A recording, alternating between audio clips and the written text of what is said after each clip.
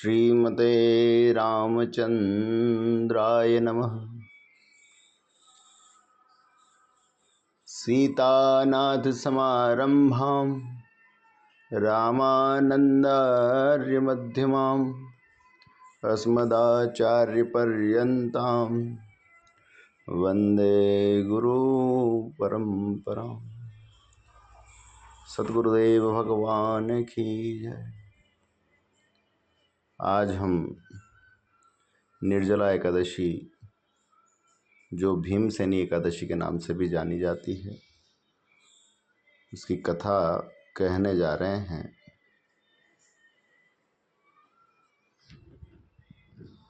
निर्जला एकादशी एक हिंदू पवित्र दिन है, जो कि ज्येष्ठ मास के हिंदू महीने में जो ज्येष्ठ मास होता है उसके पखवाड़े के 11वें दिवस में आती है।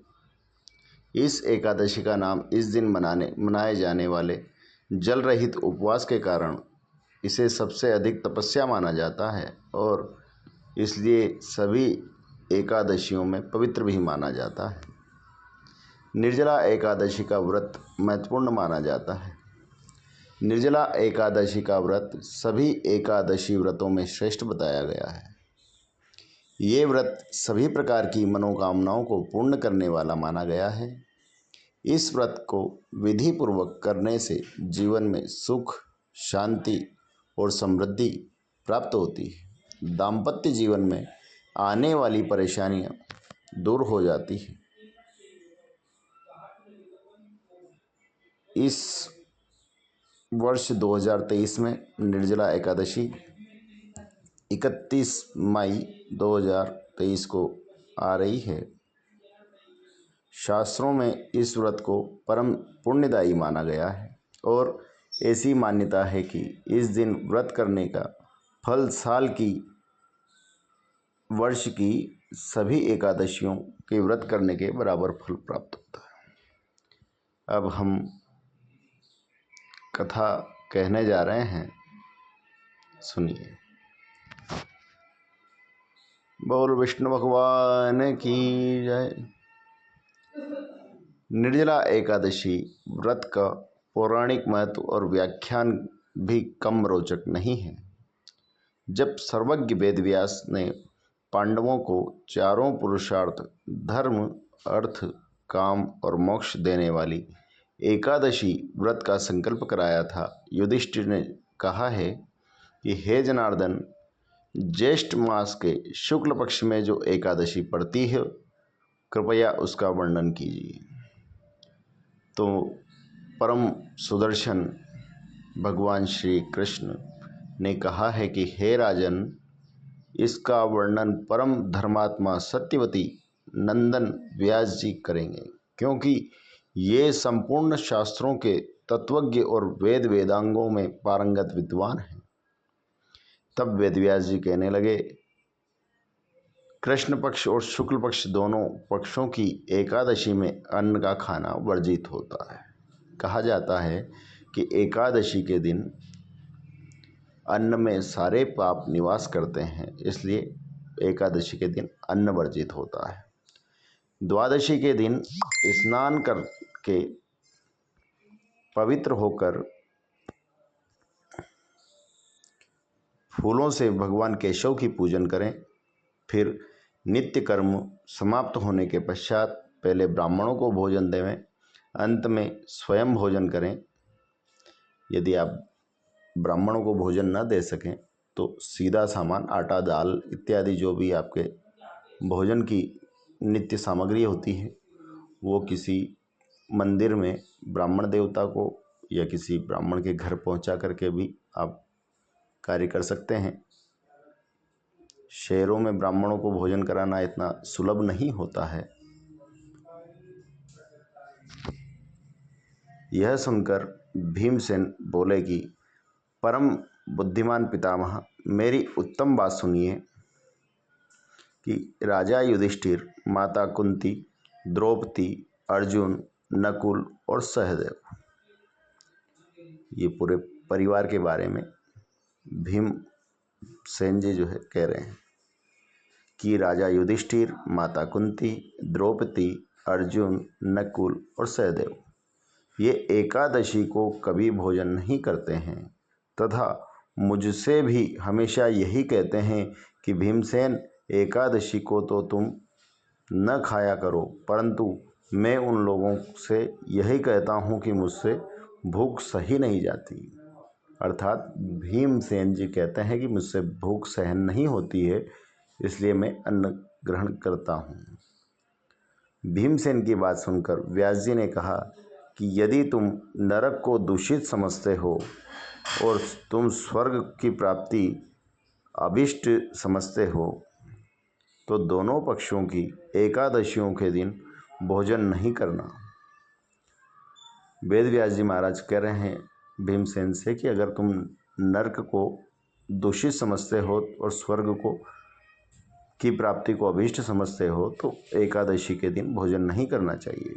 भीमसेन बोले कि महाबुद्धिमान पितामह, मैं आपके सामने सच कहता हूँ, मुझसे एक बार भोजन करने की भी व्रत नहीं किया जा सकता। मतलब उपवास तो दूर की बात, मुझसे व्रत भी नहीं हो सकता। एक समय भोजन करके भी मैं नहीं रह सकता हूँ, तो फिर उपवास करके मैं कैसे रह सकता हूँ। मेरे उदर में वक्र नामक जो है अग्नि सदा प्रज्वलित होती है, अतः जब मैं बहुत अधिक खाता हूँ तभी यह अग्नि शांत होती है। इसलिए हे महामुनि, मैं पूरे वर्ष में केवल एक ही उपवास कर सकता हूँ जिससे स्वर्ग की प्राप्ति सुलभ हो तथा जिसके करने से मैं कल्याण का भागी हो सकूँ। ऐसा कोई व्रत निश्चय करके मुझे बतला दीजिए, मैं उसका यथोचित रूप से पालन करूँगा। व्यास जी ने कहा कि भीम, ज्येष्ठ मास में सूर्य वृषभ राशि पर हो या मिथुन राशि पर शुक्ल पक्ष में जो भी एकादशी हो उसका यत्नपूर्वक निर्जल व्रत करो, अर्थात बिना जल पिए व्रत करना चाहिए। केवल कुल्ला या आचमन करने के लिए मुख में जल डाल सकते हैं। केवल कुल्ला और आचमन मतलब चम्मच, जो छोटी चम्मच होती है उससे आचमन के लिए आप जल डाल सकते हैं, लेकिन लोक रीति में ये माना गया है कि आप सवेरे जब उठते हैं तो जल का पान कर लेते हैं, या कुछ भक्त नहीं भी कर पाते हैं तो 7 या 8 बजे मंदिर में जल का घड़ा रख करके ठाकुर जी को आम इत्यादि जो भी ऋतु फल होता है वो रख करके और जल का पान कर लेते हैं। लेकिन ऐसा शास्त्रज्ञ नहीं है, शास्त्र में ऐसा कहीं भी वर्णन नहीं है। उसको छोड़कर किसी प्रकार का जल विद्वान पुरुष मुख में न डालें, अन्यथा व्रत भंग हो जाता है, अर्थात निर्जल व्रत भंग हो जाता है। एकादशी को सूर्योदय से लेकर दूसरे दिन के सूर्योदय तक मनुष्य जल का त्याग करें तो यह व्रत पूर्ण होता है। सूर्योदय से लेकर के दूसरे दिन के सूर्योदय तक, अर्थात द्वादशी के दिन सूर्योदय तक जल का त्याग करें तब ही व्रत पूर्ण माना जाता है। तदंतर द्वादशी को प्रभात काल में स्नान करके ब्राह्मणों को विधि पूर्वक जल और स्वर्ण का दान करें। दूसरे दिन द्वादशी के दिन आप उठिए, स्नान इत्यादि कीजिए, ठाकुर जी की नित्य जो सेवा की जाती है वो कीजिए। तत्पश्चात शरबत, ठंडाई, शीतल जल ठाकुर जी को पधरा करके प्रसाद रूप में करके किसी ब्राह्मण देवता को देवें, उसमें प्रसाद स्वरूप आप प्राप्त करें। ये व्रत की विधि होती है। तदंतर सुवर्ण का दान भी कर दें। ये आज की रीति के अनुसार सुवर्ण का दान इतना सुलभ नहीं होता है। इस प्रकार सब कार्य पूरा करके जितेंद्रिय पुरुष ब्राह्मणों के साथ भोजन करें। वर्ष भर में जितनी एकादशियाँ होती है उन सबका फल निर्जला एकादशी के सेवन से मनुष्य प्राप्त कर लेता है। अर्थात केवल एक निर्जल एकादशी व्रत करने से समस्त अधिक मास की भी जोड़ी जावे तो 25 एकादशियाँ शेष रह जाती हैं, और बिना अधिक मास के जोड़ा जावे तो 23 एकादशियाँ शेष रह जाती हैं। तो उनको सबको करने का फल केवल एक निर्जल एकादशी करने से प्राप्त हो जाता है। लेकिन वो निर्जल किया जाए तब, इसमें तनिक भी संदेह नहीं है। शंख चक्र और गदा धारण करने वाले भगवान केशव ने मुझसे कहा था कि यदि मानव सबको छोड़कर केवल एकमात्र मेरी शरण में आ जाए और एकादशी को निराहार रहे तो वह सब पापों से छूट जाता है। एकादशी व्रत करने वाले पुरुष के पास विशालकाय, विकराल आकृति और काले रंग वाले दंड पाशधारी भयंकर यमदूत नहीं जाते हैं। जो एकादशी का व्रत करते हैं उनके पास विशालकाय, बड़े शरीर वाले, विकराल, डरावने, बड़ी आकृति वाले, काले रंग वाले, हाथ में दंड पाश इत्यादि धारण करने वाले यमदूत नहीं जाते हैं। अंतकाल में पीताम्बरधारी, सौम्य स्वभाव वाले, हाथ में सुदर्शन धारण करने वाले और मन के समान वेगशाली विष्णु के दूत आखिर इस वैष्णव पुरुष को भगवान विष्णु के धाम में ले जाते हैं। जो एकादशी का व्रत करता है उसके पास पीताम्बरधारी, पीले वस्त्र धारण करने वाले, सौम्य स्वभाव, बड़े सहल स्वभाव वाले, हाथ में सुदर्शन इत्यादि धारण करने वाले और विष्णु के दूत भगवान के जनार्दन पार्षद उस परम भक्त वैष्णव को विष्णु भगवान के धाम ले जाते हैं। अतः निर्जला एकादशी को पूर्ण यत्न करके उपवास और श्रीहरि का पूजन करो। स्त्री हो या पुरुष, यदि उसने मेरू पर्वत के समान भी पाप किया हो तो वह इस एकादशी व्रत के प्रभाव से भस्म हो जाता है। मनुष्य भस्म नहीं होता है, उसके जो मेरू पर्वत के समान जो पाप किए हुए हैं वो पाप भस्म हो जाते हैं। जो मनुष्य उस दिन जल के नियम का पालन करता है वह पुण्य का भागी होता है। उसे एक एक प्रहर में कोटि कोटि स्वर्ण मुद्रा दान करने का फल प्राप्त होता है। मनुष्य निर्जला एकादशी के दिन स्नान, दान, जप, होम आदि जो कुछ भी करता है वह सब अक्षय हो जाता है, अर्थात कभी क्षय नहीं होता है। स्नान, दान, जप, होम आदि जो भी करता है वो अक्षय हो जाता है, अर्थात समाप्त नहीं होता है। यह भगवान श्री कृष्ण का कथन है। निर्जला एकादशी को विधि पूर्वक उत्तम रीति से उपवास कर मानव वैष्णव पद को प्राप्त कर लेता है।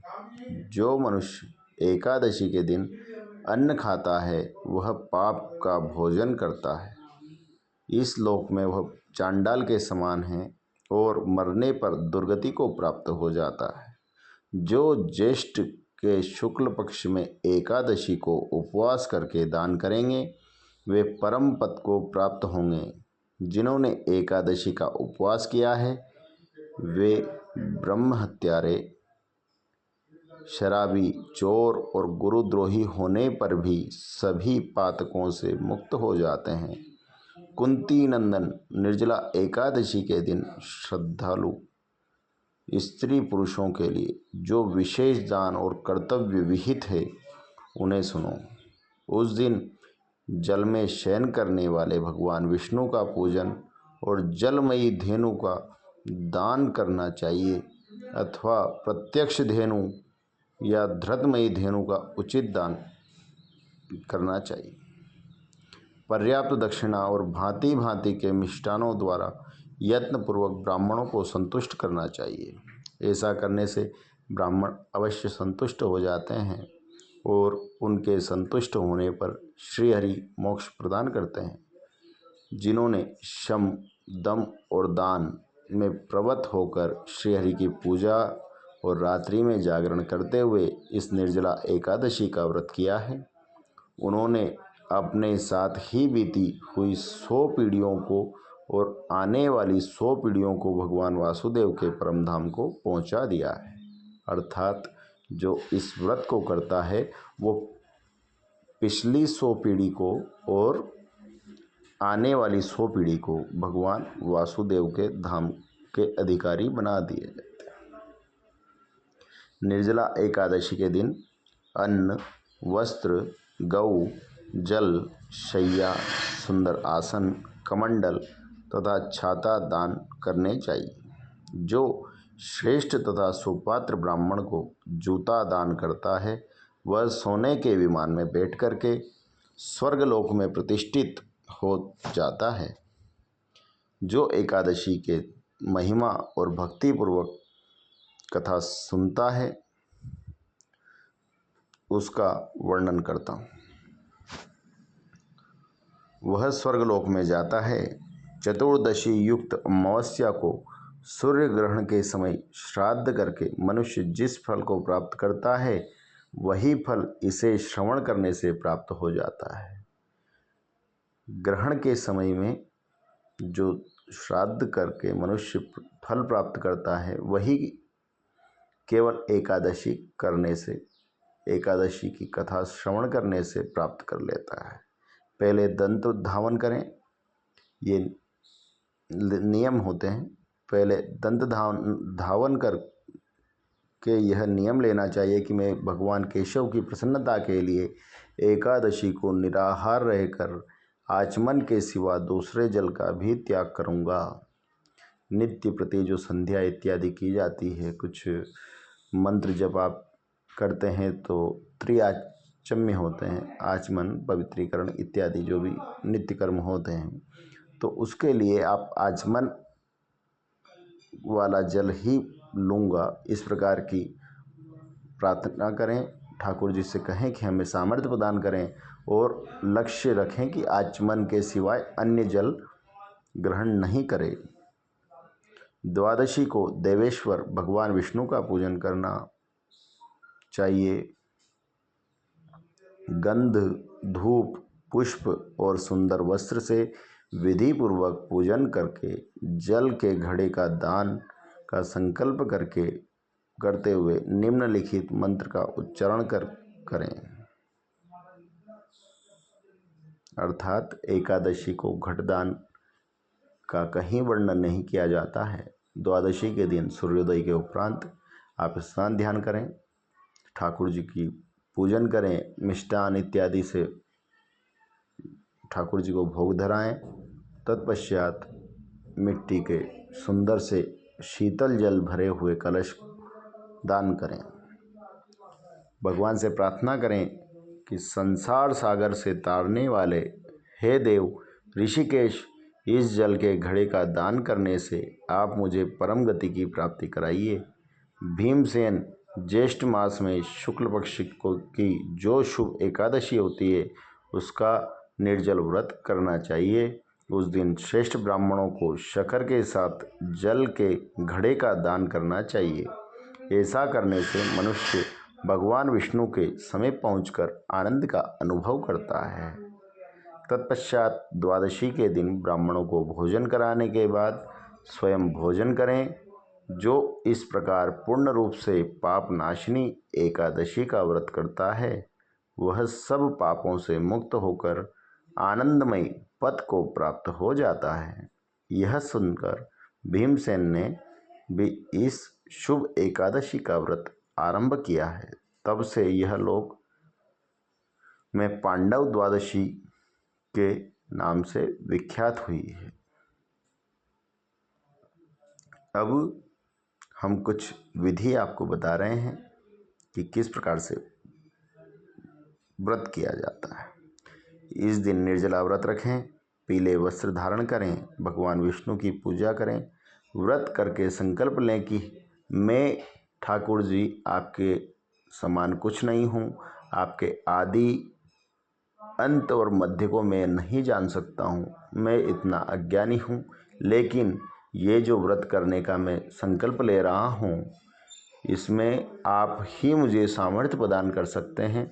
मेरी सामर्थ्य नहीं है लेकिन आप मुझे अगर बल देते हैं तो हम व्रत को पूर्ण रूप से सफल बनाएंगे। यदि आप किसी रोग से ग्रसित हैं, जो आधुनिकी के हिसाब से चले रहे हैं, ब्लड प्रेशर, शुगर इत्यादि, तो आप कहीं हमारे कहने से निर्जल व्रत कर लें और स्वास्थ्य बिगड़ जाता है तो ये ठीक नहीं होगा। आपको कुछ पान भी कर सकते हैं, दुग्ध पान कर लें, जल पान कर लें, कुछ सूक्ष्म फल का आहार भी ले सकते हैं, क्योंकि दवाइयाँ जो आपको लेनी होती है तो उसके लिए आप फल का आहार भी ले सकते हैं। भगवान को पीली वस्तु अर्पित करें और माँ लक्ष्मी के मंत्रों का जाप करें। अन्न और फलों का भी त्याग रखें। गरीब और ज़रूरतमंदों को फल इत्यादि दान करें। अगले दिन द्वादशी में भी स्नान करके श्रीहरि अन्न जल ग्रहण व्रत को पारायण करें। भगवान को पहले अन्न फिर जल फिर अन्न इत्यादि पधरावें, प्रसाद रूपी करें। फिर उसके बाद आप व्रत का पारण करें। ऐसा करने से पापों का नाश होता है। जो आप एकादशी व्रत करते हैं, भगवान विष्णु की पूजन करें। पुष्प, नारियल, सुपारी, फल, लौंग, धूप, दीप, घी, पंचामृत से ठाकुर जी का स्नान करावें। और तुलसी दल पधरावें, मिष्टान का भोग लगावें। इस प्रकार से ठाकुर जी की पूजन करते हुए, बड़े अच्छे से आनंद लेते हुए, जहाँ तक हो सके व्रत निर्जल रखें और ठाकुर जी आपके पापों का नाश करें, आपके पुण्यों को बढ़ावे, आपकी लक्ष्मी में विस्तार करे, रोग पीड़ा जरा मृत्यु परिहार होवे, इसी कामना के साथ पुनः जय श्री सीताराम, जय श्री राधे। पुनः आपके लिए अगली वीडियो में अगली कथा दास द्वारा प्रेक्षित की जाएगी। जय जय श्री राधे।